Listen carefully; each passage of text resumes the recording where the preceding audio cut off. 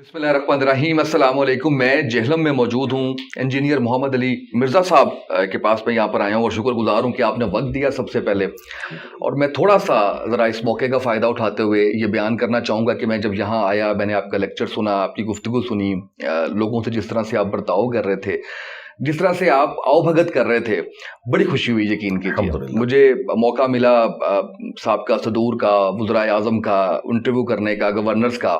मैंने आपको बड़ा मुख्तलिफ पाया आज जिस तरह से, और फिर जिस परफेक्शन को आप लेके चल रहे थे चीज़ों को देख के, और जितना आप केयरिंग थे, मुझे यकीन जानने की बड़ी खुशी हुई। मैं सबसे पहले एक तो आपकी सेहत तबीयत दरियाफ्त करने के बाद ये जानना चाहूँगा कि आप गुज़िश्ता 6 साल से हमें जब नज़र आ रहा है, उससे पहले भी आप काम कर रहे होंगे, लेकिन जो मीडिया पे नज़र आ रहा है वो 6 साल से हमें नज़र आ रहा है कि आप कई लोगों की इस्लाह भी कर रहे हैं और कई लोग जो है उन पे तनकीद भी कर रहे हैं, वो खाइफ भी हैं। आप अपने नाम के साथ मुफ्ती, आलिम दीन, इस तरह की कोई चीज़ नहीं लगाते, इसकी क्या वजह है? इंजीनियर क्यों लगाते हैं? ला हौला वला कुव्वता इल्ला बिल्लाह, अल्लाहुम्मा सल्ली अला मुहम्मद व अला आलि मुहम्मद। उसामा भाई, आपको हमारी एकेडमी में वेलकम है। जहाँ तक आपने ये टाइटल की बात की, तो मैं अथराइज नहीं हूँ कि इस तरह के टाइटल्स यूज़ करूँ। उसकी वजह यह है कि पाकिस्तान में मुफ्ती या मौलाना का टाइटल उमूमन जो अथराइज हैं वो लोग हैं जो बाकायदा मदारिस से फारग तहसील होते हैं। वैसे तो यहाँ पे जिसने कोई 5-6 सूरतें ज़ुबानी याद कर ली हैं, इमाम मस्जिद है, वो भी अपने साथ मौलाना, उस्ताजुल उलमा लिखता है, लेकिन ज़ाहिर है कि उसकी कोई वर्थ नहीं है। इंजीनियर मैं इसलिए लिखता हूँ कि मेरा प्रोफेशन है इंजीनियरिंग, मैकेनिकल इंजीनियरिंग मैंने की हुई है। उसके बाद मैंने इसी फील्ड में ऑलमोस्ट 15.5 साल जॉब की है एटॉमिक एनर्जी के एक इदारे के अंदर, नेस्कॉम में। तो ये जो आज की यंग जनरेशन है उनके लिए भी एक समझ लें अलार्मिंग है, प्लस उनको अपनी तरफ अट्रैक्ट करने के लिए कि इस फील्ड के लोग भी कुरान और सुन्नत पे आके बात कर सकते हैं अगर वो मेहनत के साथ दीन का इल्म हासिल करें। इल्म दीन हासिल करना हर मुसलमान मर्द और औरत के ऊपर फर्ज है। इसका कतन ये मकसद नहीं है कि उसने वो डिग्री हासिल करनी है, उतना बेसिक नॉलेज हासिल करना कि जिससे आप अपने 24 घंटे की जिंदगी को गुजार सकते हैं। ज़ाहिर है उसका सोर्स उलमा ही होंगे, दीनी किताबें ही होंगी, वो आप सीखें और उसके बाद बुकिश मुसलमान बनते हुए ना सिर्फ उसके ऊपर खुद अमल करें बल्कि दूसरे लोगों तक भी पहुंचाएं।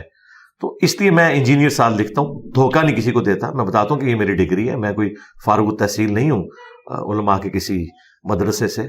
और अल्हम्दुलिल्लाह आज के दौर में तो ये फ़ख्र के लिए भी है चीज़। उसकी वजह यह है कि यहाँ पे जो मदारिस की डिग्री हैं वो फ़िरकों की डिग्री हैं।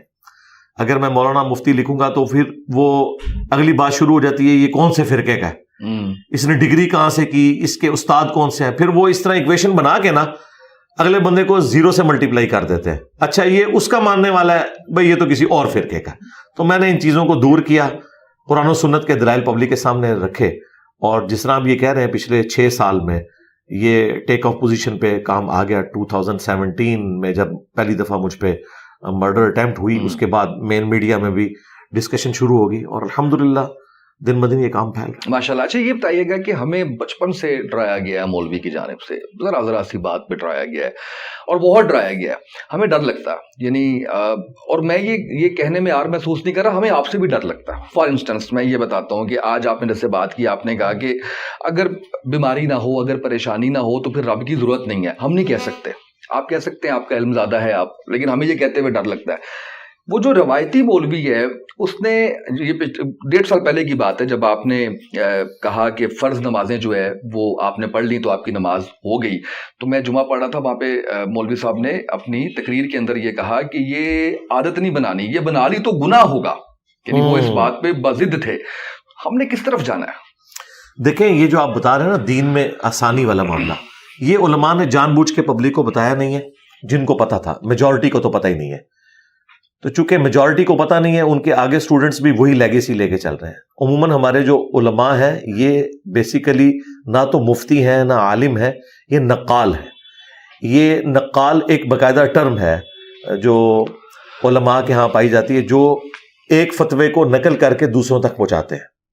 मुफ्तिया और उलमा जो वाकई जेन्युइन कुरान और सुन्नत से एक्सट्रैक्ट करते हैं मसाइल को, बहुत कम लोग हैं।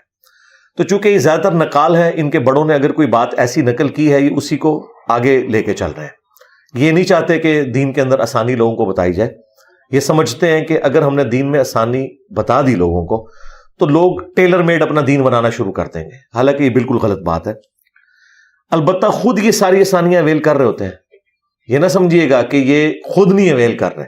صحیح. میں آپ کو جنون ایک اہل حدیث عالم دین کا واقعہ سناؤں. حالانکہ اہل حدیث جو ہے وہ بکش مسلمان ہے ایز کمپیئر ٹو باقی مکاتب فکر کے، کیونکہ وہ ٹرو سینس کے اندر بخاری مسلم کو نہ صرف کوٹ کرتے ہیں بلکہ فالو کرنے کی کوشش کرتے ہیں. G11 میں ان کی مسجد ہے، تو میں انہیں ملنے کے لیے گیا. یہ آلموسٹ 2008-9 کی بات ہے. اس وقت تو مجھے اتنے لوگ نہیں جانتے تھے. تو میں نے ان سے پوچھا کہ کیا نمازوں کو جمع کیا جا سکتا ہے مجبوراً؟ ان کا نہیں، بالکل یہ تو رافضیوں کا، شیعوں کا طریقہ ہے. تو میں نے انہیں کہا کہ صحیح مسلم میں اوپر تلے 10 احادیث ہیں کہ نبی الاسلام نے بغیر خوف کے، بغیر بارش کے اور بغیر سفر کے مدینہ شریف میں ظہر اور عصر کو جمع کیا اور مغرب اور عشاء کو جمع کیا. اور جب تابعین نے ابن عباس سے پوچھا کہ نبی صلی اللہ علیہ وآلہ وسلم نے یہ عمل کیوں کیا، تو انہوں نے 2 جملے بولے. نمبر 1، تاکہ امت کے لیے اس معاملے میں کوئی تنگی، حرج باقی نہ رہے، اور نمبر 2، تاکہ امت کے لیے اس معاملے میں آسانی ہو جائے. صحیح. اچھا، یہ 1628 سے لے کے 1637 تک نمبر ہے اس کا صحیح مسلم میں. انٹرنیشنل اسلام 360 میں آپ ڈال لیں 1628 سے 1637. اس کے اوپر باقاعدہ جو تبویب ہوئی ہے، باب باندھا گیا ہے، اس میں موجود ہے سفر اور حضر دونوں میں نمازوں کو جمع کرنا. تو میں نے انہیں بتایا کہ یہ تو موجود ہے، نبی الاسلام نے تو جمع کی ہے. تو آپ تو کہتے ہیں ہم اہل حدیث ہیں. انہوں نے ادھر ادھر دیکھا اور پھر مجھے کہا انجینئر صاحب آپس کی بات بتاؤں، میں بھی جمع کر لیتا ہوں. بعض اوقات میں اپنی بیوی کے ساتھ جب بازار میں شاپنگ کے لیے نکلتا ہوں، مجھے پتا ہوتا ہے کہ اس نے ٹائم پہ فارغ نہیں ہونا، تو ہم جماعت کروا کے نا زور اثر گھر میں ہی پڑھ لیتے ہیں، پھر ہم آرام سے مغرب عشاء کے وقت آتے ہیں، نمازیں جمع کرتے ہیں. لیکن عوام کو نہیں ہم یہ بات بتا سکتے. عوام کو کیوں نہیں بتا سکتے؟ عوام کیوں نہ آسانی کو اویل کرے؟ کیوں؟ فرقہ واریت کی وجہ سے. چونکہ شیعہ نے ایک ضد لگا لی کہ انہوں نے ہمیشہ نمازوں کو جمع کرنا ہے. انہوں نے کہا کہ ہم سنی ہیں، ہم ہمیشہ نمازوں کو الگ پڑھیں گے، صحیح، درمیان کا راستہ نہیں نکالیں گے. حالانکہ شیعہ کی جو کتاب ہے نہج البلاغہ، جس میں مولا علی کے خطبات اور خطوط ہیں، اس میں باقاعدہ جو مولا علی کا ایک مکتوب ہے جو انہوں نے اپنے دور خلافت میں اپنے گورنروں کے نام لکھا، اس میں انہوں نے 5 نمازوں کے الگ اوقات بتائے ہیں. نمازیں جمع کرنے کا اس میں نہیں موجود. یہ افضلیت ہے اور یہ جواز ہے. اور یہ جواز اتنی بڑی نعمت ہے کہ آج بھی جو لوگ اہم پوسٹوں کے اوپر ہیں، جس طرح آرمی چیف ہیں، پرائم منسٹر ہیں اور چیف جسٹس ہیں، ان کے پاس ٹائم اتنا لمیٹڈ ہوتا ہے کہ ان کے پاس یہ آسانی موجود ہے. اسی طریقے سے جو لوگ یورپ اور امریکہ میں جابز کرتے ہیں، ان کو جاب کے دوران بمشکل آدھے گھنٹے کا 20 منٹ کا وقفہ ہوتا ہے، اور وہ عموماً اپنے شہر سے باہر 30-40 کلومیٹر تک بھی چلے جاتے ہیں. 20 کلومیٹر کے بعد وہ مسافر تصور ہوں گے صحیح مسلم کے تحت. اگر شہر سے باہر نکل گئے وہ نمازوں کو جمع بھی کریں اور فرض بھی 2 پڑھیں، 2 ظہر 2 عصر. اس کی ایسے لوگوں نے نماز شروع کر دی ہے. اور آخری بات، صحیح بخاری کی حدیث ہے کہ دین ہے ہی آسانی کا نام. انہوں نے ہمیں یہ بتایا تھا کہ آپ دین کا علم حاصل کریں گے تو جب علم آتا ہے تو انسان مشکل میں پڑ جاتا ہے. حالانکہ جب علم آتا ہے تو انسان آسانی میں چلا جاتا ہے، اسے پتہ چل جاتا ہے کہ دین نے ہمیں کہاں کہاں ریلیکس رکھے. اور یہ ریلیکسیشن اللہ تعالیٰ نے دی ہے اس لیے تاکہ امت اس سے نفع اٹھائے. صحیح مسلم میں حدیث ہے، حضرت عمر فاروق رضی اللہ تعالیٰ عنہ سے ایک بندہ آگے پوچھتا ہے کہ سورۃ النساء کی یہ آیت ہے کہ اگر تم سفر میں ہو یا حالت خوف میں تو کوئی حرج نہیں اگر نمازوں کو قصر کر لو. تو اس سے تو لگتا ہے کہ حرج نہیں کا مطلب یہ ہے کہ نہ بھی کرے تو ٹھیک ہے، اور اگر خوف ہو تو کرنا چاہیے ورنہ نہیں. انہوں نے کہا میں نے سیم یہی کوسچن نبی الاسلام سے پوچھا تھا کہ اب تو ہم حالت امن میں ہیں، کیا ہم اب بھی سفر میں نمازوں کو مختصر کریں؟ تو نبی الاسلام نے فرمایا یہ اللہ نے آسانی دی ہے، اسے لو. دیکھیں نبی الاسلام کی مینٹالٹی دیکھیں. اس سے بھی بڑھ کر صحیح بخاری میں اتنا اسٹونشنگ عمل لکھا ہے سیدنا علی کا، اس سے بڑھ کر میں نے اس لیے بیان کیا کہ یہ بڑا حیران کن ہے پبلک کے پوائنٹ آف ویو سے. ویسے تو نبی الاسلام سے اوپر کسی کا فرمان نہیں. سیدنا علی جب اپنے دور خلافت میں دوسرے شہر میں سفر کرتے اور واپسی پہ آتے تو امام بخاری نے نقل کیا ہے کہ وہ کوفے کے گھروں کو دیکھ رہے ہوتے تھے لیکن کوفے میں انٹر ہونے سے پہلے نمازوں کو قصر کرتے تھے، اس لیے کہ وہ کہتے تھے کہ میں اللہ تعالیٰ کی آسانی سے فائدہ اٹھا رہا ہوں، اگرچہ میں گھر پہنچ کے پوری نماز بھی پڑھ سکتا ہوں لیکن میں شہر کی باؤنڈری کے باہر نماز کو مختصر کر کے پڑھوں، میں اللہ کی آسانی سے فائدہ اٹھا رہا ہوں۔ یعنی صحابہ کرام اہل البیت تو اللہ کی آسانیوں کو اویل کرنے کو دین سمجھتے تھے، یہ دین کو مشکل بنانے کو یہ کوئی دین کی خدمت سمجھتے ہیں۔ باقی جو آپ نے وہ ایک جملہ بولا نا، میں نے جو ایک بلنٹ جملے بولتا ہوں، اس طرح کے جملے قرآن و سنت میں موجود ہیں۔ یہ لوگ بولتے اس لیے نہیں کہ انہوں نے صدیوں سے کلچر یہ ڈیولپ کیا ہے کہ جو بندہ ذرا سا اس طریقے سے ہٹ کے بات کرے گا وہ گستاخ ہو جائے گا۔ میں نے یہ کلچر توڑا ہے، میں نے کہا یہ گستاخی نہیں ہے، تم جس چیز کو گستاخی بتاتے ہو، یہ گستاخی کا لفظ عربی میں ہے ہی نہیں، عربی میں گاف ہے ہی نہیں ہے، ٹھیک ہے، اس کے لیے اور الفاظ استعمال ہوتے ہیں۔ سب سے بڑی بات، عربی میں تم اور آپ ہے ہی نہیں ہے، آپ کو بھی تم کہا جاتا ہے، تم کو بھی تم کہا جاتا ہے، لو جی کام ہی ختم ہو گیا۔ اور اردو میں ہم اسی میں جھگڑتے رہتے ہیں کہ فرماتے ہیں کہنا ہے یا فرماتا ہے کہنا ہے، اور لڑتے رہو، ٹھیک ہے۔ عربی زبان کے اندر اس طرح کے فرق نہیں ہے۔ پھر اللہ تعالیٰ نے جو الفاظ قرآن میں استعمال کیے، صحابہ کرام نے انہیں کوٹ کیا، وہ اس طرح کے الفاظ تھے جو آج نارمل زندگی میں ہم بولیں تو لوگ کہیں گے یہ تو بڑی گستاخی کر رہے ہیں۔ مثلا حضرت ابوبکر کا جو پہلا خطبہ ہے نبی الاسلام کی میت کے اوپر، اس میں تو بڑے سخت الفاظ ہیں، الا من کان یعبد محمدا فان محمدا قد مات، کان کھول کر سن لو، تم میں جو بھی محمد کی عبادت کرتا تھا وہ جان لے کہ محمد مر چکے، ومن یعبد اللہ فان اللہ حی لا یموت، اور جو اللہ کی عبادت کرتا تھا وہ جان لے کہ اللہ زندہ ہے، اسے کبھی موت نہیں آئے گی۔ انہوں نے یہ نہیں کہا کہ نبی الاسلام دنیا سے تشریف لے گئے، وصال فرما گئے، وصال بھی عربی کا لفظ تھا، وفات بھی عربی کا لفظ تھا، انہوں نے کہا مر گئے، فإن محمدًا قد مات، بے شک مر چکے۔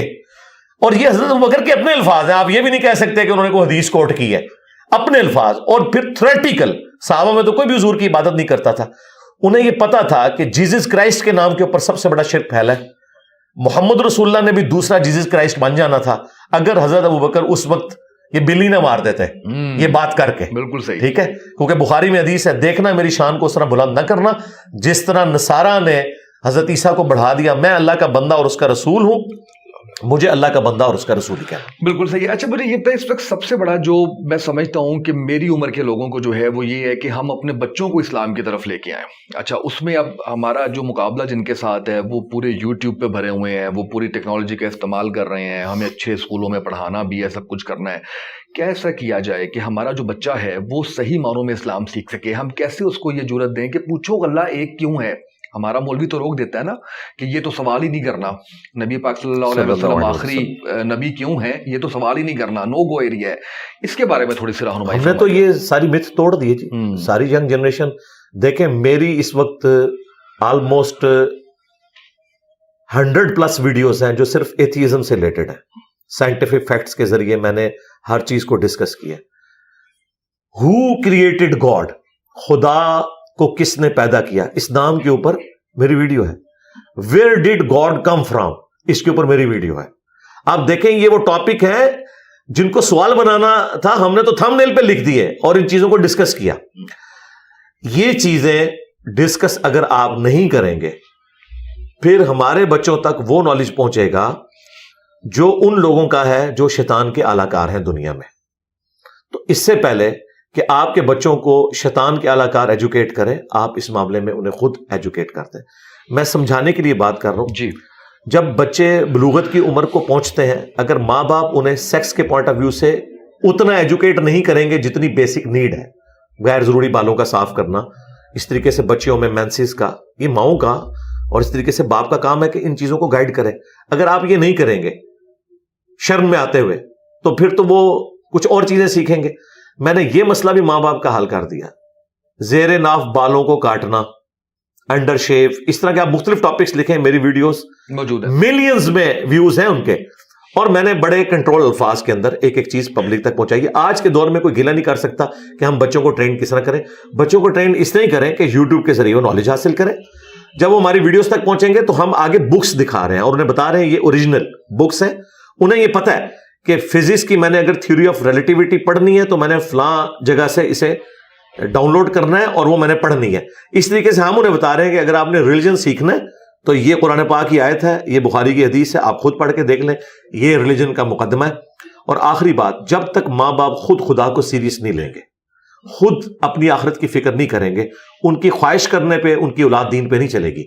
ماں باپ اگر خود سگریٹ پیئیں گے تو ان کی خواہش کرنے کے اوپر بچے جو ہے سگریٹ اور نشوں سے دور نہیں ہوں گے. آپ نے پریکٹیکلی وہ انسان بننا ہے ان کے سامنے. اگر آپ خود جھوٹ بولتے ہیں تو آپ کے بچے بھی جھوٹ بولیں گے. آپ نے ایک کریکٹر والا انسان بننا ہے. اللہ کا شکر ادا کریں کہ ہمیں پتہ چل گیا, ہم اپنی اولاد کو انڈیویجولی ہر بندہ خود ٹرین کریں, اور فورم موجود ہے. ہم نے تو الحمدللہ ہر چیز ویڈیو میں ریکارڈ کروا دی ہے, آپ اٹیچ کریں. آج کل تو یقین کریں بچوں کو پالیٹکس کا, سائنس کا نالج بڑوں سے زیادہ ہے. ایسا ہی ہے. آپ دیکھیں خان صاحب کی سیاست سے مجھے بنیادی اختلاف ہے, لیکن ایٹ لیسٹ انہوں نے یہ آئین کی پاسداری, اسٹیبلشمنٹ کا کوئی کردار نہیں ہونا چاہیے. میں تو شکر ادا کرتا ہوں اسٹیبلشمنٹ نے ان کو نکالا ہے, کیونکہ خان صاحب اگر یہ ینگ جنریشن کو بتاتے تو لوگوں کو سمجھ آنی تھی. نواز شریف کے بتانے میں تو نہیں سمجھ آ رہی تھی سوائے چند لوگوں کے. تو ہر شر میں سے خیر نکلا ہے. اس میں جو ایکسٹریم ایک 9 مئی والا ایشو ہو گیا وہ الگ سے چیز ہے, ظاہر ہے یہ چیزیں بھی ساتھ جڑی ہوئی ہوتی ہیں, لیکن یہ ایجوکیشن ہو جاتی ہے. تو الحمدللہ ہم نے لوگوں کو دین کے حوالے سے ایجوکیٹ کیا. اچھا یہ بتائیں کہ یہ جو لیو ان ریلیشن شپ کا چل رہا ہے اس وقت, گرل فرینڈ بوائے فرینڈ چل رہے ہیں, شادی کے اوپر لوگ کم آ رہے ہیں. آپ نے بھی فیل کیا ہوگا ایسی سوسائٹی میں رہتے ہوئے کہ لوگ, ایک تو جی پڑھائی مکمل نہیں ہوئی ابھی جی جاب نہیں لگی, یہ اس کے بارے میں کس طرح سے موٹیویٹ کیا جائے کہ جلدی شادی, پہلے تو یہ بتائیے کہ ایگری کرتے ہیں کہ ہو جانی چاہیے, اور کس طرح سے اس کے اوپر. دیکھیں شرعی طور پر تو جلدی شادی ہو سکتی ہے جب عورت اور مرد بالغہ ہو جائیں یا بالغ ہو جائیں. مرد بالغ ہوتے ہیں جب پہلی دفعہ نائٹ فال کا احتلام کا معاملہ ہو جائے, اور عورتیں جب پہلی دفعہ مینسز شروع ہوں. لیکن بالغ ہونے کا مطلب یہ نہیں ہے کہ زبردستی اب ان کی شادی کروا دی جائے. ہم لوگ پرانے بزرگوں کی مثالیں دیتے ہیں کہ جی ابا جی کی شادی جو ہے وہ 16 سال کی عمر میں ہو گئی تھی, اور اماں جی کی عمر اس وقت 15 سال تھی. تو پہلے 10-15 سال تو ایک دوسرے کو گالیاں نکالتے تھے. وہ کوئی مجھے آئیڈیل ریلیشن شپ نہیں دکھا سکتا کہ اتنی چھوٹی عمر میں شادی ہوئی ہو اور وہ آئیڈیل ریلیشن شپ رہا ہو. ٹھیک ہے, ماں باپ کی لڑائیاں بچپن سے ایسے لوگوں نے دیکھی ہیں, کیونکہ وہ میچورٹی کی عمر نہیں ہے نا. پھر کوئی دینی تعلیم بھی نہیں ہوتی تھی, اور اس قدر ایک گھٹن کا ماحول ہوتا تھا. وہ ماں باپ تو آج کے دور میں ایگزسٹ بھی نہیں کر سکتے جو آج کل لوگ تعلیم یافتہ ہیں. لہٰذا یہ کوئی ضروری نہیں ہے کہ آپ نے چھوٹی عمر میں ضرور شادی کرنی ہے. بالکل ٹھیک. میں تو اس چیز کے حق میں نہیں ہوں کہ چھوٹی عمر میں شادی کر دی جائے. آج کل ہماری بیسک نیڈس صرف 2 وقت کی روٹی نہیں ہے, اچھا لیونگ سٹینڈرڈ بھی ہے. بیسک نیڈس اس وقت اتنی مہنگی ہو چکی ہیں, خواہ وہ بجلی کا بل ہو, گیس کا بل ہو, مکان کا کرایہ ہو. اپنے ذاتی مکان تو بہت کم لوگوں کے پاس ہے. تو ان چیزوں کو میٹ کرنے کے لیے پاؤں پہ کھڑا ہونا ضروری ہے. اگر پاؤں پہ کھڑے نہیں ہوں گے بچے اور آپ ان کی شادیاں کر دیں گے تو ایک دوسرے کے ساتھ لڑتے رہیں گے, اور الٹیمیٹلی انجام طلاق ہوگا. آپ کی طلاق کی بڑی وجہ جو ہے نا فائنینشیل کرائسس ہے. اگر کھانے پینے کا گھر میں مسئلہ نہ ہو, پیٹ بھرا ہوا ہونا, تو اس طرح کے پرابلم پیدا نہیں ہوتے. اچھا اس میں مزید جو آپ نے یہ پوچھا کہ شادیاں لیٹ ہو رہی ہیں, جی بھائی جب تک تعلیم مکمل نہیں ہوگی, اچھی جاب نہیں ہوگی, آپ شادی کریں گے تو اس کا اینڈ رزلٹ کیا ہوگا؟ ہاں اگر کسی کا اچھا کاروبار ہے, پیرلل میں اس کو کوئی پراپرٹی سے کرایہ آ رہا ہے, تو ٹھیک ہے, بچوں کی جلدی شادیاں کروائیں. اگر ماں باپ افورڈ کر سکتے ہیں, بڑا نیکی کا کام ہے, کروائیں. لیکن ایٹ لیسٹ ان بچوں کی جن کی تربیت ہوئی ہو کہ وہ خاندانی سسٹم کو آگے لے کے چلیں. صرف یہ نہیں ہے کہ جی ماں بیمار ہے, مرنے والی ہے, مرنے سے پہلے شادی دیکھنا چاہتی ہے بچے کی. ٹھیک ہے, پھر کئی بوڑھیاں تو جاتے جاتے دادیاں اور نانیاں بے جوڑ کے رشتے کر کے چلے جاتے ہیں. یہ بڑا ظلم ہے کہ ایک ان پڑھ کے متھے آپ مار رہے ہیں ایک PhD خاتون کو, پڑھی لکھی خاتون کو, تو ان کے تو مینٹل ماڈلز ہی نہیں ملیں گے. اسلام تو نہیں اجازت دیتا کہ آپ بغیر کف کے شادی کریں. ہم پلہ لوگ ہونے چاہیے. یہ بڑا ظلم ہے کہ ایک کنڈیشن میں پلی ہوئی بچی لا کے آپ جھونپڑی میں بیاہ کے لائیں اور اسے آپ یہ بتائیں کہ اللہ کے نبی چٹائی پہ بیٹھتے تھے. بھائی جب اللہ کے نبی چٹائی پہ بیٹھتے تھے تو ان کی بیویاں بھی چٹائی پہ بیٹھتی تھی. یہ بھی چیز دیکھنے کی ہے. تو یہ جذباتی چیزیں نہیں ہیں. اسی لیے دیکھیں بخاری مسلم میں حدیث ہے, اے نوجوانوں کے گروہ, جس کے پاس استطاعت ہے وہ شادی کر لے, نکاح کرے. نکاح کرنا نظروں کو نیچا رکھتا ہے اور شرمگاہ کی حفاظت کا ذریعہ ہے. اور جو تم میں نکاح کرنے کی استطاعت نہیں رکھتا وہ روزے رکھ کر اپنی شہوت کو ٹھنڈا کرے. اس میں امپلائڈ ہے کہ یہاں پہ جو استطاعت ہے اس سے مراد اس کا مرد یا عورت ہونا نہیں ہے، فائنینشیل ہے. ہاں، ورنہ تو یہ نہ کہا جاتا کہ وہ روزے رکھ کے شہوت کو ٹھنڈا کرے. تو یہ کہنا، یہ اکثر ایک جھوٹی آپ نے روایت سنی ہوگی کہ ایک غریب تھا، نبی علیہ السلام نے کہا شادی کر، وہ اور غریب ہو گیا، پھر کہا دوسری شادی کر، اور غریب ہو گیا، تیسری، جب چوتھی کی تو امیر ہو گیا. یہ بالکل جھوٹی گڑھی ہوئی روایتیں، اس طرح تو نہیں ہوتا دنیا میں، نہ اس طرح کی ترغیب دلائی گئی ہے. نبی علیہ السلام کے اگر آپ دیکھیں، آپ کی بیٹیوں کے حق میں آج کی اگر آپ کیلکولیشن کریں 15 سے 20 لاکھ روپے بنتا ہے سونے کے اعتبار سے. یہاں پہ حق میں رکھا ہوتا ہے 32 روپے 8 آنے، آج تک چل رہا ہے. تو بھائی اگر یہ اتنے بڑے بڑے حق میں رہے ہیں تو دیے ہیں نا لوگوں نے، اس طرح تو نہیں ہوا کہ نہیں دیے. ہاں، اگر عورت خود چھوڑنا چاہتی ہے، کم رکھنا چاہتی ہے، اس کی اپنی مرضی ہے. عرب میں آج بھی لوگ کہتے ہیں عربی شادیاں بہت کرتے ہیں. سرکار، دنیا میں مشکل ترین جو شادی ہے نا وہ عربیوں کی ہے. مرد رول جاتا ہے پوری زندگی پیسے جوڑ جوڑ کے، تب اس کی ایک شادی ہوتی ہے. وہ ساری کی ساری ریکوائرمنٹس اس نے پوری کرنی ہوتی ہے.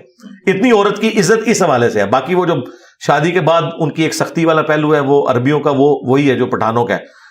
کافی زیادہ انہوں نے اسٹرکٹ ماحول میں رکھا ہوتا ہے، لیکن شادی سے پہلے ان کا جو معاملہ ہے وہ بڑا مشکل ہے. یہاں تو شادیاں بہت آسان ہیں. تو یہ جو آپ کہہ رہے ہیں نا ایک ریلیشن شپ والا معاملہ، یہ بہت ایلیٹ کلاس کے اندر ہے. عام غریب آدمی کو تو 2 وقت کی روٹی نہیں مل رہی، اس نے کون سے ریلیشن اس طرح کے چلانے ہیں. جو لوگ دیندار ہیں وہ اپنی پاک بازی کی پوری کوشش کرتے ہیں، حفاظت کرتے ہیں. ہاں، اب ایک بچہ نوکری لگ گیا، کمانا شروع ہو گیا، اب ماں باپ کہیں گے جی ہم پہلے 5 سال اس کی تنخواہیں کھائیں گے پھر اس کی شادی کریں گے. یہ ظلم غلط ہے. جس طرح وہ پاؤں پہ کھڑا ہوا ہے، شادی کریں اور شادی کر کے اسے انڈیپینڈنٹ کرتے ہیں. ہاں، کسی ضعیف حدیث میں بھی ساس سسر کا رشتہ نہیں آپ کو ملے گا. صحیح حدیث تو چھوڑ دیں، اس زمانے میں یہ ہوتا ہی نہیں تھا. شادی کا مطلب یہ ہے الگ سے خیمہ لگ جائے گا، وہ اپنے بیوی بچے لے کے الگ گھر میں شفٹ ہو جائے گا، کیونکہ اس وقت ضرورتیں اتنی ہی ہوتی تھی نا، الگ گھر لینا آسان تھا. اب تو اتنی ضرورتیں ہیں کہ اسی گھر میں کمرہ لینا پڑتا ہے، پھر لڑائی جھگڑے شروع ہو جاتے ہیں، کیونکہ کچن جو ہے وہ جب شیئر ہوتا ہے پھر ماں باپ کی کمزوریاں اولاد کے اوپر عیاں ہوتی ہیں کہ جی شادی سے پہلے تو یہ دنیا کی نمبر 1 ماں تھی اور شادی کے بعد یہ دنیا کی نمبر 1 ولن بن چکی ہے، جبکہ اپنی مرضی سے بیاہ کے لاتی ہیں. آپ دیکھیں شادی سے پہلے بھتیجیوں اور بھانجیوں کے حق میں عورتیں اپنے خامدوں سے لڑتی ہیں، اپنی اولاد کی برائی سن لیتی ہیں اپنے خامد سے، لیکن اگر خامد برائی کر دینا اس بیوی کی بھتیجی یا بھانجی کی تو وہ اس کو بالکل نہیں بخشتی. اتنا اس کو وہ یعنی ان کا پوزیسونیس کا ان کے ساتھ رشتہ ہوتا ہے، وہ اون کرتی ہیں.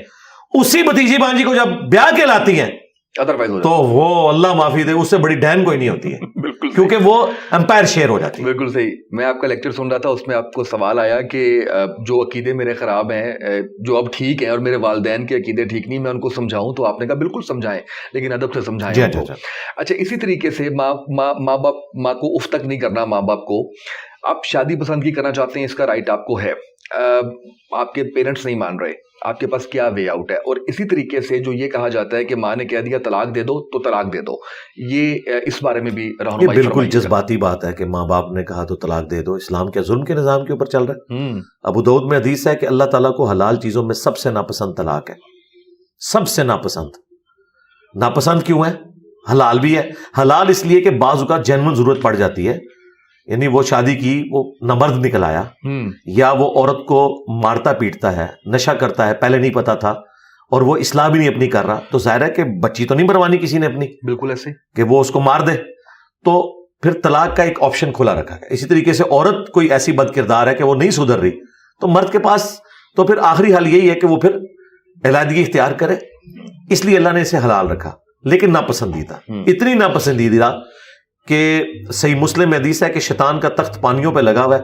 شام کے وقت اس کے سارے چیلے آ کے بتاتے ہیں آج ہم نے فلاں شخص سے فلاں گناہ کروایا، فلاں سے فلاں کروایا، چوری کروائی، بدکاری کروائی. شیطان ریلیکس رہتا ہے، کسی کے اوپر ایکسائٹ نہیں ہوتا. جس طرح ایک چیلا بتاتا ہے نا آج میں نے میاں بیوی کی علیحدگی کروا دی، وہ اتنا ایکسائٹیڈ ہوتا ہے کہ وہ اسے گلے لگا لیتا ہے کہ اصل کام تو نے کیا ہے. کیونکہ میاں بیوی کی جدائی کے بعد تو پھر بچوں کا کیا بنے گا؟ مینٹل بارڈرز ان کے بدل جائیں گے. عورتیں بعض اوقات خودکشی کر لیتی ہیں، بعض اوقات معاشرے کے لیے ناسور بن جاتی ہیں، ڈپریشن میں چلی جاتی ہیں، مرد ڈپریشن میں چلے جاتے ہیں. تو اس لیے اسلام نے خاندانی نظام کے اوپر زور دیا. اب رہا یہ مسئلہ کہ ماں باپ جو ہیں وہ کہیں کہ طلاق دے دو، تو اسلام کے مزاج میں تو کہیں نہیں بیٹھتا یہ. اسلام تو کہہ رہا ہے آخری وقت تک آپ نے رشتہ نبھانا ہے. ان کے پاس ایک روایت ہے بخاری کی کہ حضرت ابراہیم علیہ السلام جب ملنے آئے حضرت اسماعیل علیہ السلام کو ان کی غیر موجودگی میں, تو جاتے ہوئے انہوں نے پیغام دیا ان کے لیے, وہ گھر پہ نہیں تھے, کہ اپنے گھر کی چوکھٹ بدل لینا. یہ کوڈ ورڈ میں انہوں نے بات کی. تو جب ان کی بیوی نے ان کو بتایا تو انہوں نے اپنی بیوی کو طلاق دے دی کہ ابراہیم علیہ السلام نے یہ میسج دیا تھا کہ یہ عورت درست نہیں ہے. ٹھیک. اس کی پلی لے کے یہ کہتے ہیں باپ کے کہنے کے اوپر کرو. بھائی وہ باپ وہ تھا جسے وحی کی تائید حاصل تھی, یہ لیگیسی آگے نہیں چلی ہے.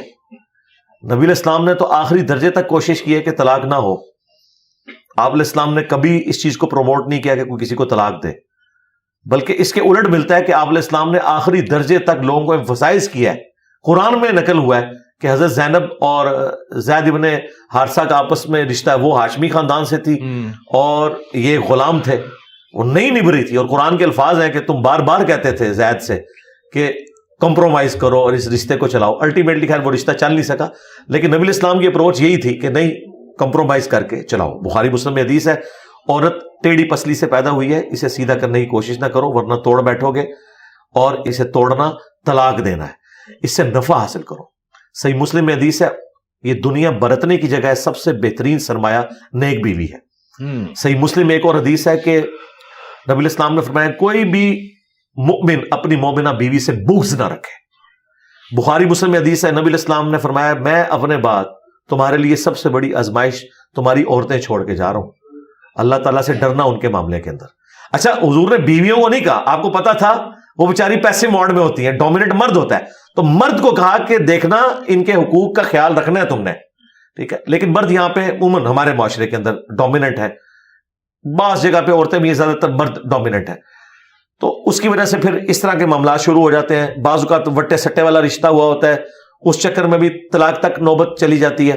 رہی جو آپ نے پسند کی شادی کا مسئلہ پوچھا, تو یہ مرد کا رائٹ ہے کہ وہ پسند کی شادی کرے, عورت کا بھی رائٹ ہے, لیکن عورت کے لیے ایک قدغن ہے کہ وہ ولی کی اجازت کے بغیر نکاح نہیں کر سکتی, کیونکہ اس کا ایکسپوئر نہیں. اور یہ بھی شرط ہے کنواری لڑکی کے لیے.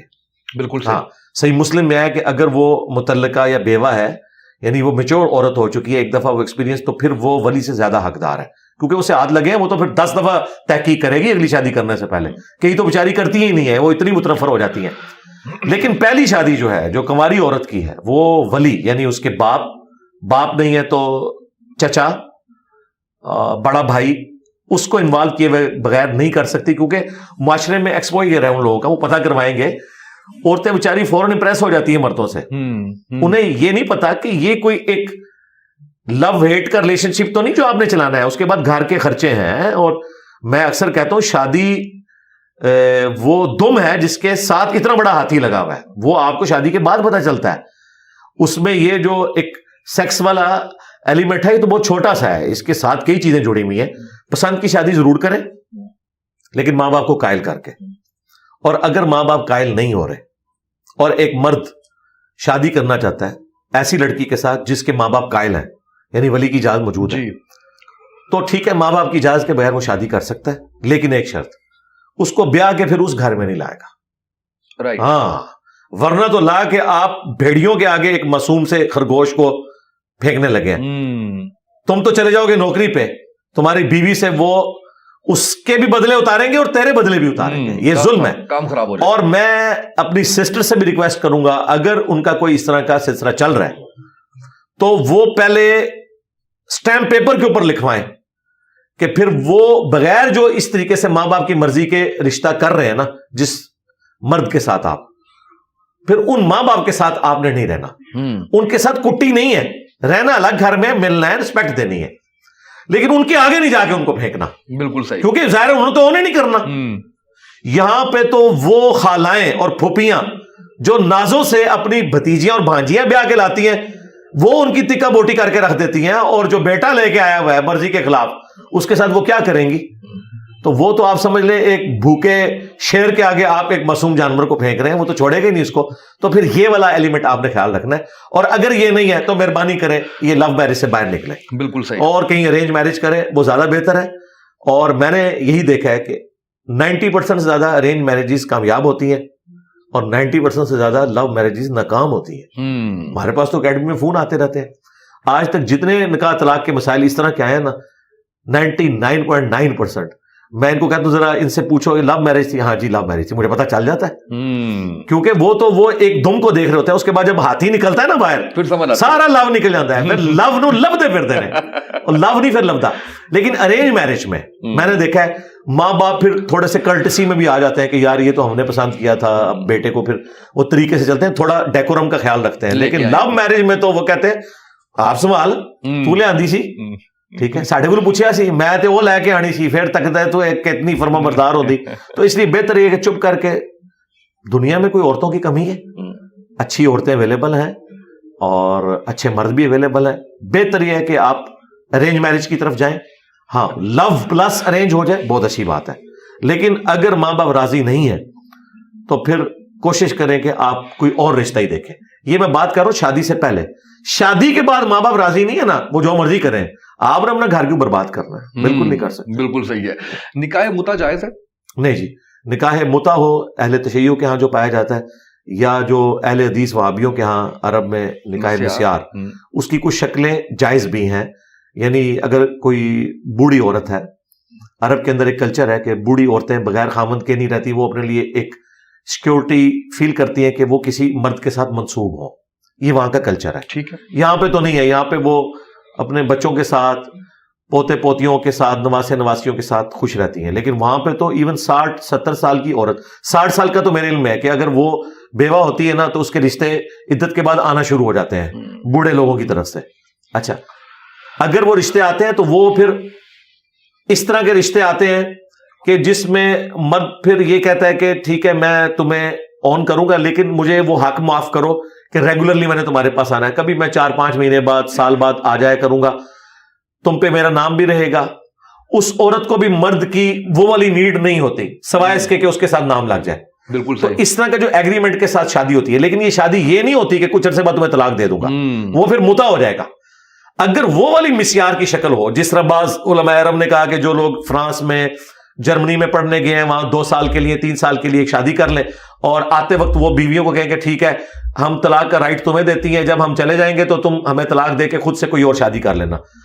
متع چاہے 1 رات کا ہو چاہے 5 سال کا ہو، مسیار کی شکل میں، یہ دونوں حرام ہے۔ اسلام نے میاں بیوی کا ریلیشن شپ اس لیے رکھا ہے کہ ایک خاندانی نظام وجود میں ہے۔ خاندانی نظام متع کے ذریعے یا مسیار کے ذریعے نہیں آئے گا۔ ہاں اوائل اسلام میں تھا، وہ تو کئی چیزیں تھیں، شراب بھی پہلے حرام نہیں تھی، وہ اللہ تعالیٰ نے گریجولی ان چیزوں کو ڈسکریج کر کے حرمت تک پہنچایا۔ آج کی ڈیٹ میں اس کی کوئی کنڈیشن اس طرح کی موجود نہیں ہے۔ ایون میں آپ کو بتاؤں جو شیعہ علماء ہیں نا، وہ بھی کہتے ہیں عام حالت میں نکاح متع حرام ہے۔ اوکے، ہاں جی، وہ کہتے ہیں کیٹاسٹروفک کنڈیشن میں ہے، کیٹاسٹروفک کنڈیشن میں جو انہوں نے شرائط لگائی ہوئی ہے نا، اور جو اس طرح کا نکاح متع ہے اس میں پھر وہ اولاد بھی اوریجنل تصور ہوگی اور باپ کے مرنے کے بعد اس اولاد میں وراثت بھی جائے گی۔ بالکل، یہ نہیں ہے کہ بھئی کوئی بھی پسند آئی تو 1 رات کا نکاح کر لیا۔ اور مجھے بتائیں کیا دنیا میں یہ نظام چل سکتا ہے؟ پھر تو لوگ ایک دوسرے کی بہنیں دیکھتے رہیں گے اور دنیا بس یہی کام چلتا رہے گا کہ اچھا اس دفعہ میں نے 1 ہفتے کے لیے اس کی بہن کے ساتھ شادی کرنی۔ دنیا میں میاں بیوی بچے ایک خاندان کو وجود دیں اور ایک نئی نسل تیار کریں، ان کی تربیت کریں، وہ بھائی شادی ایک ہی اچھی ہے۔ ہاں بالکل، یہ بھی ذہن میں رکھیے گا، اسلام میں شادی ایک ہی ہے، 4 کی اجازت ہے۔ نبی اسلام نے بھی ایک ہی شادی کی ہے حضرت خدیجہ کے ساتھ، 24 سال تک دوسری بیوی نہیں کی۔ یہ جو آپ کی بعد کی شادیاں ہیں دین کی حکمت کے تحت، یہ آپ کے آخری چند سالوں کی شادیاں، زندگی آپ نے ایک عورت کے ساتھ گزاری ہے 24 سال تک۔ دیکھیں ایک شخص 52 ایئرز کا ہو گیا، اب آ کے وہ آخری 10 سالوں کے اندر بقیہ کی شادیاں کر رہا ہے۔ اس نے اپنے گولڈن پیریڈ تو جوانی کا گزار دیا ایک عورت کے ساتھ، یہ بتانے کے لیے کہ شادی نبی الاسلام نے ایک ہی کی ہے۔ ان کی وفات کے بعد آپ نے دوسری شادیاں کی ہیں، اور وہ بھی ایک خاص دینی حکمت تھی۔ یہ جو لوگوں کو شادیوں کی ترغیب دلاتے ہیں، ان سے پوچھا نبی الاسلام نے کتنی شادیاں کی ہیں؟ 1 شادی۔ وہ جو شادیاں وہ بات کی ہیں، قرآن میں بھی آیا کہ 4 کی اجازت ہے، اور اگر انصاف نہ کر سکو تو 1 پر اکتفا کرو، کیونکہ اللہ تعالیٰ کو پتا تھا کہ یہ مشکل کام ہے۔ دیکھیں جس طریقے سے ایک مرد اپنی عورت کو آن کرتا ہے نا، عورت کے اندر بھی اس طرح کا معاملہ، ایون جو سوکنوں والا یہ سارا معاملہ ہے نبی الاسلام کی بیویوں میں بھی پایا جاتا تھا۔ تو میں یہ سمجھتا ہوں جو بڑی کاز کے لیے کام کرنے والے لوگ ہیں، بھلے ان کے پاس پیسہ بھی ہو، افورڈ بھی کر سکتے ہو، جو لوگ بڑی کاز کے لیے کام کر رہے ہیں انہیں ایک شادی کے اوپر اتفاق کرنا چاہیے اور اپنی زندگی اس کاز کو دینی چاہیے. میں تو اپنے اس ماڈرن دور کے اندر جتنے بڑے لوگوں کو دیکھتا ہوں، ڈاکٹر اسرار صاحب ایک شادی، مولانا طارق جمیل صاحب ایک شادی، ٹھیک ہے، اچھا مولانا اسحاق صاحب ایک شادی، آپ اندازہ کریں، مولانا مودودی ایک شادی، یہ سارے جتنے بڑے بڑے لوگ ہیں. اور تو اور ڈاکٹر فرحت ہاشمی جنہوں نے 4 شادیوں کے اوپر لیکچر ریکارڈ کرائے ہوئے ہیں، انہوں نے بھی اپنی مرد کی دوسری شادی نہیں کروائی، وہ اکیلی بیوی ہے ان کی. نہیں پاسبل نہیں ہے. جو بڑی کاز کے لیے لوگ کام کر رہے ہوتے ہیں نا، وہ پھر شادیوں کے جب چکر میں پڑیں گے پھر وہ دین کا کام اس لیول پہ نہیں کر سکتے. انہیں پتا ہے یہ نئے بکھیڑے کھل جائیں گے. غامدی صاحب ایک شادی، غامدی صاحب کی وائف جو ہے، آپ ان کی سادگی دیکھیں تو آپ کے یار ایک طرف اتنا انٹلیکچوئل آدمی، انہوں نے ایک پینڈو عورت کے ساتھ اپنی زندگی بڑی اچھی گزاری ہے کیونکہ انہوں نے اپنے آپ کو وقف کیا. ہاں جس بندے نے کوئی بڑا موٹیو اپنی زندگی میں نہیں رکھا ہوا اور اس کے پاس دولت ہے اور وہ شادیاں افورڈ کر سکتا ہے، ضرور کریں، ہم کبھی ڈسکریج نہیں کرتے. کوئی بھی بڑے سے بڑا مفتی عالم دین 4 شادیوں کو ختم نہیں کر سکتا. یہ اجازت ہے، یہ فرض نہیں ہے، اجازت ہے. جو اصل شادی ہے وہ ایک ہی ہے اور وہ پہلی شادی ہے. دیکھ لیں جو دوسری شادی کرتا ہے پوری جان پھٹک کر کے بھی وہ دیکھ کے بھی کرتا ہے نا، پھر وہ کہتا ہے نہیں جی وہ پہلی شادی تھی، او جی وہ تو زنانی میری ٹھیک نکلی. ہاں ایون نبی اسلام کو آپ دیکھ لیں، سیدہ عائشہ جو ہے وہ کہتی ہے میں بعض کو جیلس ہو جاتی تھی کہ آپ اس بڑھیا کی تعریفیں کرتے ہیں حضرت خدیجہ کے. حضور علیہ السلام حضرت خدیجہ کی وفات کے بعد ان کی سہیلیوں کو بھی کوئی چیز پکاتے تھے، قربانی کرتے تھے تو گوشت بھجوایا کرتے تھے. بڑی بات ہے. تو وہ پہلی بیوی ہوتی ہے، اپنی بیویوں کی قدر کریں. بالکل صحیح ہے. اچھا آپ نے بڑے لوگوں کا نام لیا تو میں نے کہا آپ اپنا نام بھی لیں گے اس میں. انجینئر محمد علی مرزا کی ایک شادی. ہاں جی میں تو چونکہ قائل ہوں نا اور میں لوگوں کو موٹیویٹ کر رہا ہوں تو یہ تو ہو نہیں سکتا کہ میں خود اس پہ عامل نہ ہوں. میری جب شادی ہوئی تھی نا تو میں نے اپنی وائف سے کہا تھا کہ تم میری دوسری بیوی ہو. میری پہلی شادی جو ہے اپنی جاب کے ساتھ ہے. ظاہر ہے جس ادارے میں نے جاب کی ہے میں نے اس ادارے کے ساتھ، اس کے کام کے ساتھ عشق کیا. میں تاریخ بدل کے گھر آیا کرتا تھا، صبح نکلتا تھا اور 12 بجے کے بعد گھر آتا. ظاہر ہے کہ پاکستان کے چند ادارے جو ٹاپ پہ گئے ان میں سے ہمارا ڈیفنس کا ایک ادارہ ہے. تو میں نے تو میری شادی بھی جاب پہ لگنے کے آلموسٹ 3 سال بعد ہوئی ہے. صحیح. گھر والے پیچھے پڑے ہوئے تھے. میں نے کہا نہیں مجھے یعنی اس میں فل یعنی ایک اٹریکشن تھی اس کام کے اندر، تو تھوڑی اسٹیبلٹی آئی تو پھر شادی کی. لیکن میں نے اسے بتایا کہ تم میری دوسری بیوی ہو، پہلی میری شادی جو ہے میری جاب کے ساتھ ہوئی ہوئی ہے. اور دیکھیں میری بیوی نے میرے ساتھ وفا کی ہے، وہ میرے ماں باپ کے ساتھ جہلم میں رہی. میں بیچلر رہتا تھا اسلام آباد میں اور اسی وجہ سے اگر میں رات کو 12-1 بجے بھی گھر آتا تھا نا شادی کے بعد بھی مجھے ٹینشن نہیں ہوتی تھی کہ مجھے کوئی لڑائی کرنی پڑے گی کیونکہ میری وائف تو ادھر تھی، بچے میرے ادھر تھے. اور ویکینڈ کے اوپر میں آتا تھا یہاں پہ اور وہ بھی میرا دعوت و تبلیغ میں وقت زیادہ گزرتا تھا، لیکن کوشش کرتا تھا ٹائم دوں. پھر الحمدللہ جب میں نے ریٹائرمنٹ لی ہے اس کے بعد وہ جو میری پہلی والی بیوی تھی یعنی میری جاب، اس کی جگہ میری دعوت کا کام آ گیا. ہاں پھر میں نے اس کے اوپر تن من دھن لگایا اور اب آپ دیکھیں دنیا پوری میں انجینئر ہو رہی ہے اللہ کے فضل سے. اللہ کے فضل سے. اچھا یہ بتائیے کیونکہ ہم ریلیشن شپس پہ بات کر رہے ہیں، ریلیشن رشتہ داروں پہ بات کر رہے ہیں، رشتوں پہ بات کر رہے ہیں، تو ایک عورت جو ایک مرد کو 4 عورتیں جو ہے وہ جہنم میں لے کے جائیں گی، یہ مستند بات ہے؟ نہیں یہ کوئی حدیث نہیں ہے، یہ لوگوں نے خود سے کرولری بنائی ہے. یہ کرولری یہ بھی بن سکتی ہے کہ ایک مرد 4 عورتوں کو بھی جہنم میں لے کے چلا جائے گا. یہ بھی اس طرح کی بھی کرولری بنائی جا سکتی ہے. یہ تھیوریٹیکل بات ہے، کوئی حدیث میں اپنا جو ہے ہاں جی ہر شخص نے اپنے اعمال کا بوجھ خود اٹھانا ہے. لیکن جو بیسک تربیت ہے جو قرآن میں ہے نا، قوا انفسکم واہلیکم نارا، بچاؤ اپنے آپ کو اور اپنے گھر والوں کو جہنم کی آگ سے. یعنی میری کوشش یہ ہونی چاہیے کہ میرے بیوی بچے وہ جہنم میں جانے سے بچ جائیں. میرے بہن بھائی، میرے ماں باپ، یہ میری رسپانسبلٹی نہیں ہے. میں ان کو صرف دعوت دوں گا، زبردستی نہیں کروں گا، لیکن بیوی بچوں کے ساتھ میں زبردستی بھی کروں گا. بالکل ٹھیک ہے جی. نبی اسلام نے فرمایا تم میں سے ہر ایک نگہبان ہے اور اس سے اس کی رعیت کے بارے میں پوچھا جائے گا. یہ بخاری مسلم دونوں میں حدیث ہے. پھر نبی اسلام نے اسے کھولا، فرمایا حکمران اپنی رعایا کے اوپر نگہبان ہے، اس سے پوچھا جائے گا. ایک مرد اپنی عورت اور بچوں کے اوپر نگہبان ہے، اس سے پوچھا جائے گا. ایک بیوی اپنے خاوند کے مال اور اولاد کے اوپر نگہبان ہے، اس کے بارے میں پوچھا جائے گا. ہر بندے کی رسپانسبلٹی ہے. اسلام میں جو خاندان کا ادارہ ہے وہ میاں بیوی اور بچے ہیں.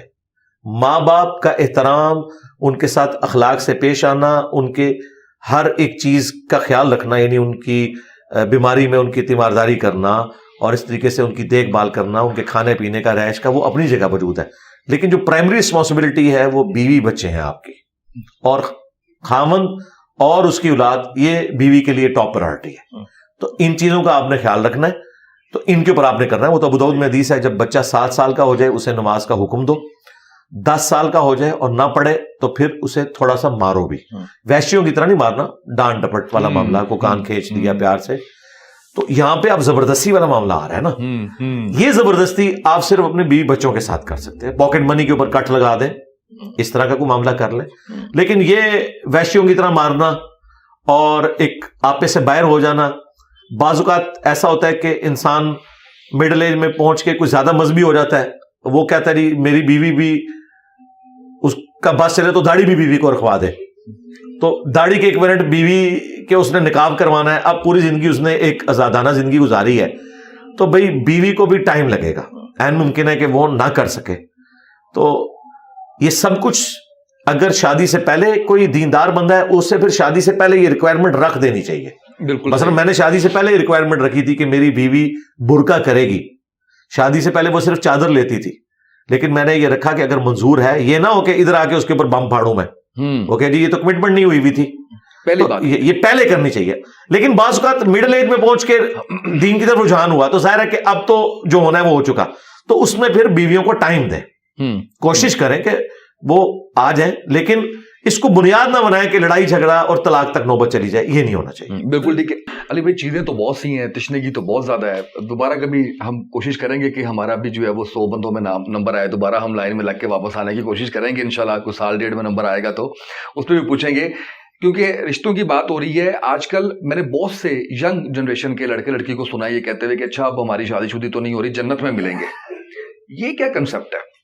جنت میں کیسے ملیں گے؟ یعنی اس طرح کے ریلیشن شپ کے ساتھ وہ تو اللہ تعالیٰ کی مرضی ہے کہ جنت میں ملاقات ہو یا نہ ہو.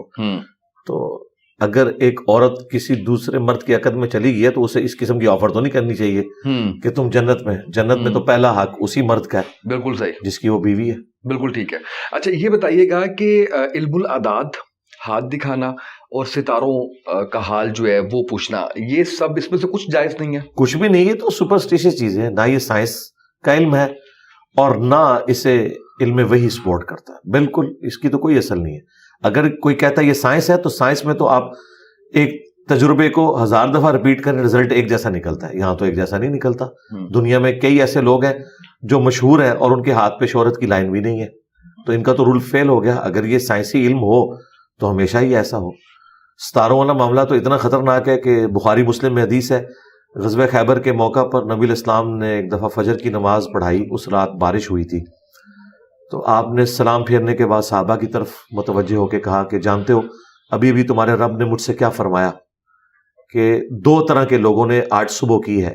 ایک وہ لوگ ہیں جنہوں نے اللہ تعالیٰ پر ایمان لاتے ہوئے اور ان ستاروں پہ کفر کرتے ہوئے صبح کی ہے، جنہوں نے یہ کہا کہ یہ بارش اللہ کی وجہ سے ہوئی ہے.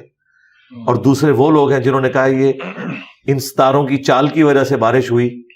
انہوں نے اللہ تعالیٰ کا کفر کیا اور ستاروں پر ایمان لے کے آئے.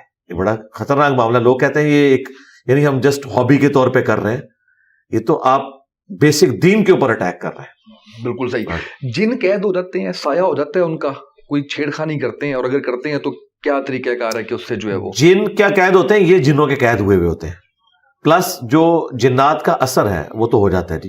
اس کے لیے پھر باقاعدہ عاملین ہیں سنت اذکار کے ذریعے، اور اس کے علاوہ مختلف طریقے ہیں ان جنات کو نکالنے کے. ایک پیرلل میں نالج ہے. آپ دیکھیں ہانٹنگ پروگرام ڈسکوری چینل پہ بھی چلتا تھا، وہاں پہ بھی باقاعدہ آفیسز بنے ہوئے ہیں. آپ فون کال کریں کہ یہ گھر میں سایہ ہے تو وہ آ جاتے ہیں اور وہ نکالتے ہیں، اور وہ جیزس کرائسٹ کے نام کے اوپر شرکی الفاظ کے ذریعے نکال رہے ہوتے ہیں. ہندوؤں میں بھی اس طرح کے معاملات موجود ہیں.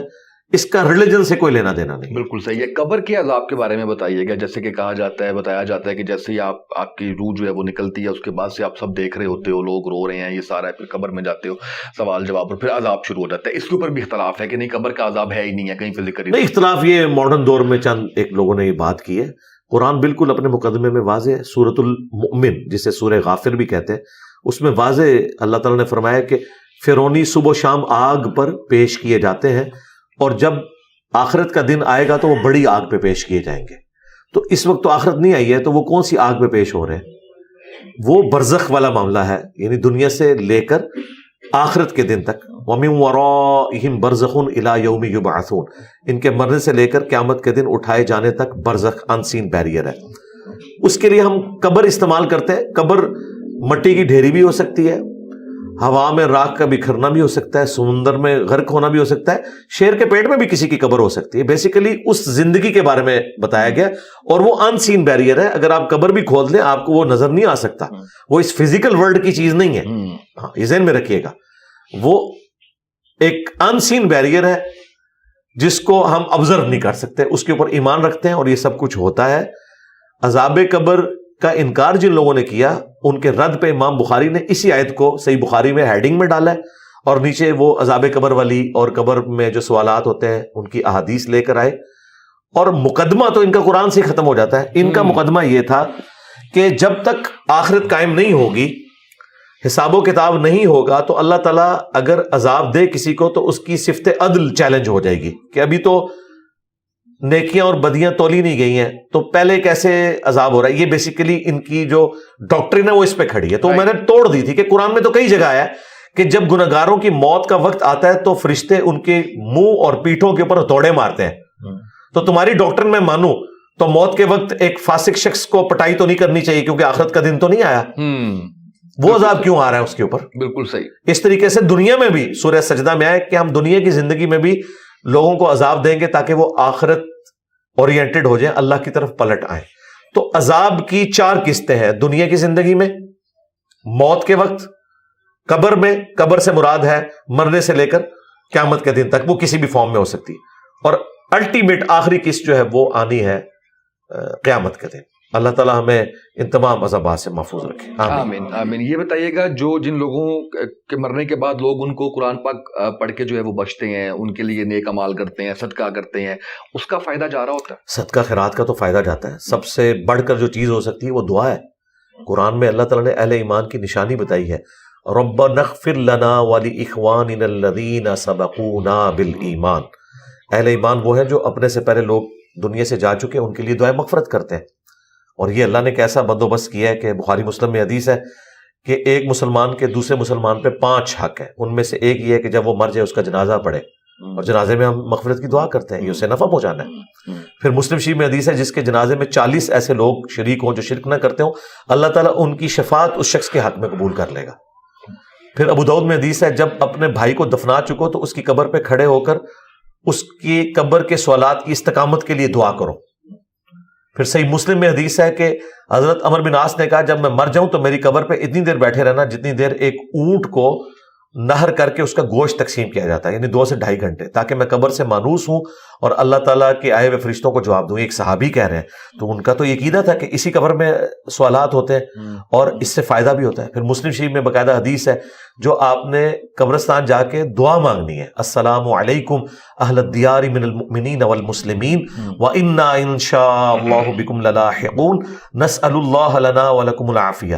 جو یہاں پہ مومنین اور مسلمین دفن ہو، تم پر سلام ہو، عنقریب ہم بھی مر کے تمہارے پاس آنے والے ہیں، ہم اپنے لیے اور تمہارے لیے اللہ کے حضور عافیت کا سوال کرتے ہیں. اور پھر جو صدقہ ہے وہ تو پہنچنا ہی پہنچنا ہے. مسلم شریف میں حدیث ہے کہ میت کو سوائے 3 چیزوں کے کسی چیز کا نفع نہیں پہنچتا. نمبر 1 جو اس نے صدقہ جاریہ کیا اپنی زندگی میں، ظاہر ہے اس کا ہے، اس کے مرنے کے بعد بھی جاری ہے. کسی نے کوئی کنواں کھدوا دیا اسے ثواب ملے گا. اسی طریقے سے دوسرا علم کی بات، جس طرح امام بخاری امام مسلم نے کتابیں لکھی ہیں ان کو آج تک ثواب مل رہا ہے. تیسرا نیک اولاد، وہ خود صدقہ جاری ہے، اس کی دعائیں، اس کے اعمال کا آٹومیٹکلی ثواب ماں باپ کو پہنچتا ہے. وہ ماں باپ کی انویسٹمنٹ ہے، ماں باپ زندہ ہوں یا مردہ ان کو ثواب ملنا ہی ملنا ہے. بخاری میں سنن نسائی میں حدیث ہے، ایک صحابی سعد ابن عبادہ کہتے ہیں کہ میں سفر پہ تھا، میری والدہ فوت ہو گئی، تو میں نے نبی علیہ السلام سے واپسی پہ پوچھا کہ یا رسول اللہ میری والدہ فوت ہوگی، کیا میں ان کی طرف سے اگر صدقہ کروں تو انہیں ثواب ملے گا؟ تو نبی علیہ السلام فرمایا ہاں ملے گا. تو انہوں نے ایک کنواں کھدوایا، اس کنویں کا نام ہی پڑ گیا ام سعد کا کنواں. تو اصال ثواب کی مختلف فارمز ہیں، لیکن یہ قرآن خوانی، یہ بخشنا، یہ والا معاملہ نہیں. ایک نیا آج کل سننے میں مل رہی ہے بات کہ حقوق العباد جو ہے ان کا خیال کرو، حقوق اللہ اللہ معاف کر دے گا. اس بارے میں ضرور بتائیے گا. اور حقوق العباد کے حوالے سے بھی یہ کہ آپ کوئی ہدایت مل گئی، کوئی 40 سال کی عمر میں جا گئی، کوئی پرانی چوری یاد آ گئی، جھوٹ کسی کے ساتھ یاد آ، کسی کا دل دکھایا ہوا ہے، بندہ ہی نہیں ہے موجود، نہ آپ کو پتہ ہے، نہ کوئی رابطہ ہے، کفارہ کیسے ہوگا؟ اس کا کفارہ تو پھر یہی ہے کہ اس کے لیے دعائے مغفرت کرے، اس شخص کی طرف سے صدقہ اور خیرات کرے، تاکہ قیامت والے دن جب اس کے نامہ اعمال میں وہ نیکیاں جائیں اور وہ دیکھے کہ آپ نے اس کے لیے کیا ہے، پھر اللہ تعالیٰ کو وہ ریکویسٹ کر دے گا کہ میں اسے راضی ہوں. تو یہ آپ ایفرٹ پٹ کریں اس کے لیے. باقی یہ جو راگ الابنا کے حقوق العباد جو ہے وہ اللہ تعالیٰ معاف نہیں کرے گا، حقوق اللہ معاف کر دے گا، ایک اس کا اسپیکٹ جو ہے وہ بالکل نان سینس ہے. حقوق العباد بھی حقوق اللہ ہی ہیں، یعنی یہ ماں باپ کا حق جو رکھا ہے وہ اللہ ہی نے رکھا ہے، انڈائریکٹلی تو وہ بھی حقوق اللہ ہی ہے. اس میں سے بعض اوقات لوگ یہ نظر نکال رہے ہوتے ہیں کہ ٹھیک ہے نماز روزے کا کوئی فائدہ نہیں، حج کا کوئی فائدہ نہیں، آپ ماں باپ کی خدمت کر لیں، بیوی بچوں کا خیال رکھ لیں. بھائی اس طرح تو نہیں ہے، قرآن تو ایسا نہیں کہتا. قرآن تو ٹوٹیلٹی میں بات کرتا ہے. جس طرح ایک پرندے کے لیے 2 پر ہیں، اس طریقے سے دین 2 چیزوں کے اوپر کھڑا ہے، حقوق اللہ اور حقوق العباد. بلکہ ہر چیز اللہ نے جوڑوں کی شکل میں پیدا کی ہے. علم اور عمل، کوئی کہ میں بڑا عالم ہوں، عمل نہیں کر رہا، زیرو ہے. اور ایک شخص عمل کیے جا رہا ہے، اس کے پاس علم نہیں ہے، غلط طریقے سے عمل کر رہا ہے، وہ بھی زیرو ہے. تو یہ دونوں چیزیں پیرلل میں چلتی ہیں. اس طریقے سے حقوق اللہ اور حقوق العباد دونوں پیرلل میں ہیں. لیکن اس کا ایک پہلو درست بھی ہے کہ حقوق العباد والا معاملہ زیادہ سینسٹیو ہے. وہ اللہ نے اپنی ڈیسٹنی میں خود مقرر کیا ہے یہ چیز اپنے اوپر کہ یہ میرے بندے معاف کریں گے. صحیح بخاری میں حدیث ہے، جس نے دنیا میں کسی کے ساتھ اگر کوئی زیادتی کی ہے، کوئی لین دین کا مسئلہ ہے، یہیں پر طے کر لو، آخرت میں تمہیں نیکیاں دینی پڑے گی. اور مسلم شریف میں حدیث ہے، صحابہ کرام سے آپ نے فرمایا جانتے ہو مفلس کون ہے؟ صحابہ نے کہا کہ ہم تو اسی کو مفلس سمجھتے ہیں جس کے پاس دنیا کا متاع نہ ہو.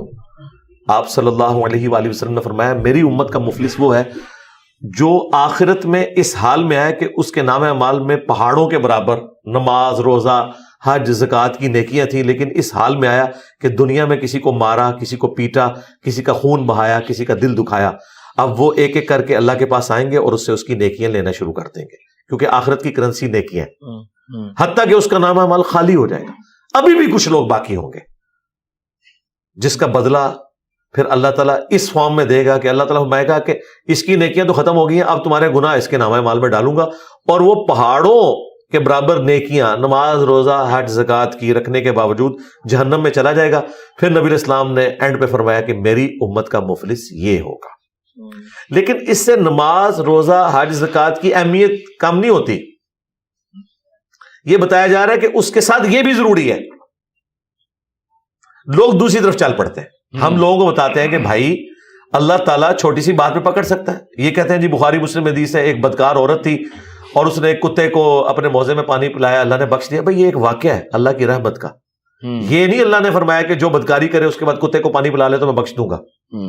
یہ بتایا گیا کہ اللہ کی رحمت سے نا امید نہیں ہونا. اسی بخاری مسلم میں لکھا ہے کہ ایک نیک عورت تھی، اس نے ایک بلی کو قید کر دیا، وہ بھوکی پیاسی مر گئی، وہ جہنم میں چلی گئی. اب بتائیں اس کی تو نیکیاں نہیں کام آئی. تو اللہ تعالیٰ چاہے تو چھوٹی بات پہ پکڑ بھی سکتا ہے، اگر وہ چھوٹی بات پہ چھوڑ سکتا ہے. ہمیں تیار رہنا ہے آخرت کے پوائنٹ آف ویو سے. اور یہ جو پک اینڈ چوز والا دین ہے یہ نہیں ہے. جہاں تک نماز کا معاملہ ہے یہ بالکل ایک سینسٹیو اللہ تعالیٰ کا ایریا ہے. قرآن حکیم میں واضح ہے وَأَقِیمُوا الصَّلَاةَ وَلَا تَكُونُوا مِنَ الْمُشْرِكِينَ. نماز قائم کرنا اور مشرک نہ ہو جانا. صحیح مسلم میں 246 نمبر حدیث ہے، بندے کے کفر اور ایمان، شرک اور اسلام کے درمیان فرق نماز ہے. صحیح مسلم میں حدیث ہے، عبداللہ ابن مسعود کہتے ہیں کہ جماعت کے ساتھ نماز پڑھنا یہ نبی الاسلام کی سنت خدا ہے. اور حضور کے زمانے میں اگر کوئی شخص بیمار ہوتا نا اور 2 بندوں کے سہارے مسجد میں آ سکتا، وہ نماز مسجد میں پڑھتا تھا، کہیں اسے منافق نہ سمجھ لیا جائے. جماعت چھوڑنے پہ، نماز چھوڑنے کا تو تصور ہی نہیں تھا.